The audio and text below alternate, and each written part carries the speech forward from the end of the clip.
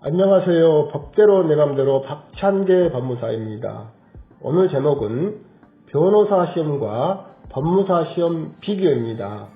요 근래 법조 관련 수험생 중 일부가 사법시험 출신 변호사가 아닌 로스쿨 출신 변호사와 법무사 간의 실력이 누가 낫냐라며 수험 공부 시간을 허비하는 경우를 봅니다. 당사자들은 의식하지 않는데도 말입니다. 로스쿨 3년 수료 후 응시한 변호사 시험에 수료생 절반 이상이 합격하고 사법시험 합격자와 달리 연수기간도 6개월에 불과하므로 로스쿨 출신 변호사는 사법시험 출신 변호사보다는 실력이 처지는 것이 아니냐는 것입니다.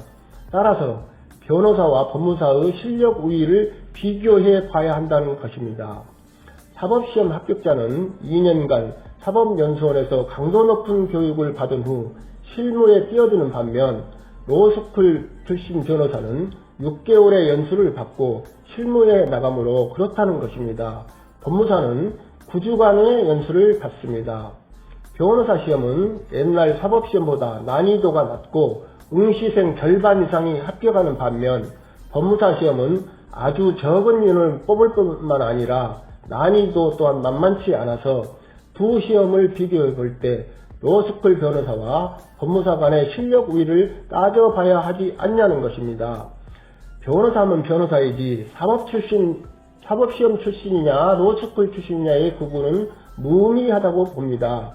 변호사는 우리나라 모든 법률 업무를 다룰 수 있습니다. 변호사는 변리사, 세무사, 관세사, 노무사 등 모든 법률 업무를 다룰 자격이 있습니다. 법률 업무에 관하여 변호사는 전방위 자격사인 것입니다. 반면 법무사는 소송 대리권과 변론권이 없고 법무사법 제2조가 정한 업무만 처리할 수 있습니다. 즉 법원 및 검찰청에 제출한 서류의 작성, 법원과 검찰청의 업무와 관련된 서류의 제출 대행, 등기 및 등록사건, 공탁사건, 경매 및 공매사건, 그리고 개인회생 파산 사건에 대한 신청 대리, 이러한 사무를 처리하기 위해 필요한 상담과 자문 등 부수 업무만을 처리할 수 있습니다. 쉽게 말해 변호사 업무는 법률 업무에 관하여 열린 영역이고 법무사는 닫힌 영역입니다. 업무 수행 영역이 이렇게 명확히 구분됨에도 불구하고 논란이 있기에 객관적인 기준이 될 수 있는 두 자격사의 시험에 대한 자료를 소개해 봅니다.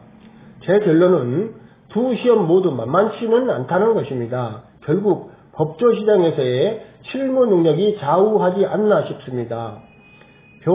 변호사 시험의 응시 자격은 법학전문대학원 석사학위 취득자에게만 있습니다. 응시 기간 및 응시 횟수는 법학전문대학원 석사학위 취득한 달에 말일부터 5년 내 5회에 한합니다.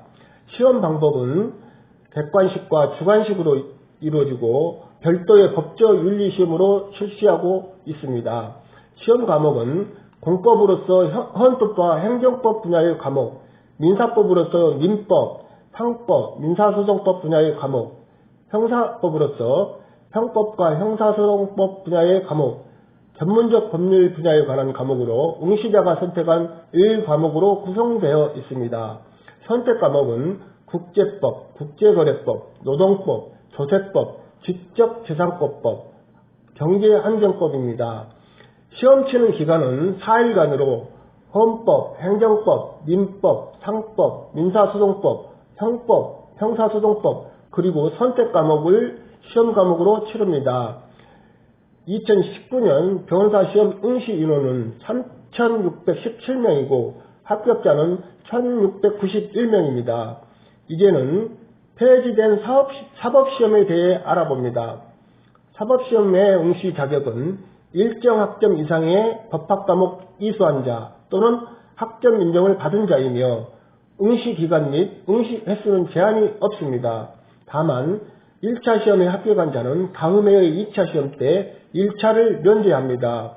시험 방법은 1차 시험은 객관식으로 원칙으로 하되 기입형을 혼용하고 2차 시험은 주관식으로 하며 3차는 면접시험으로 합니다.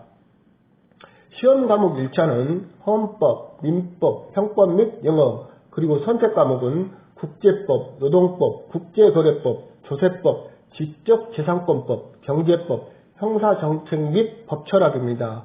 하루 동안 치릅니다.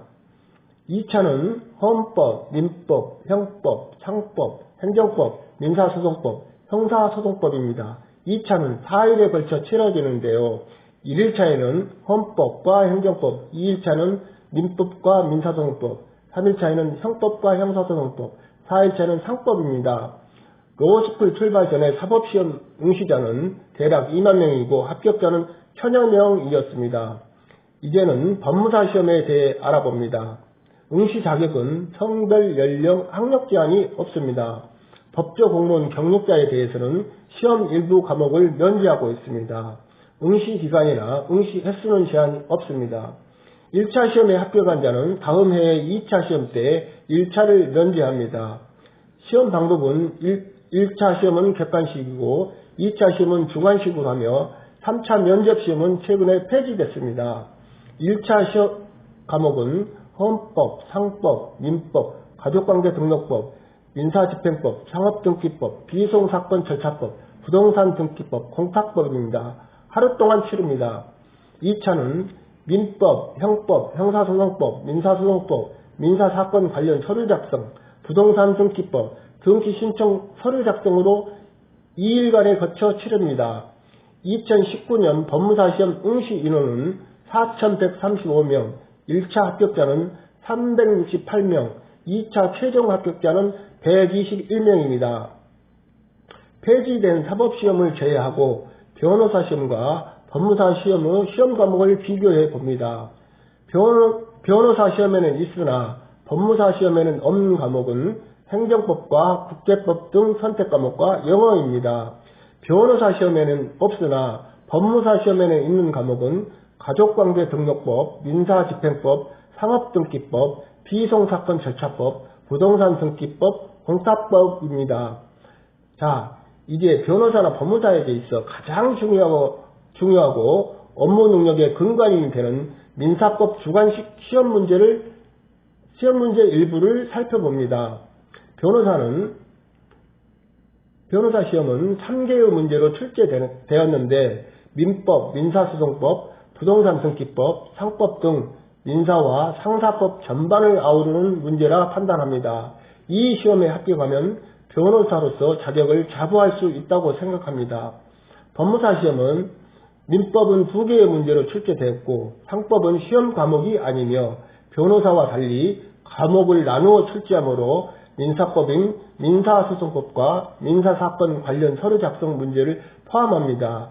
이 시험에 합격하면 법무사로서 자격을 자부할 수 있다고 생각합니다. 오늘은 여기까지입니다. 감사합니다.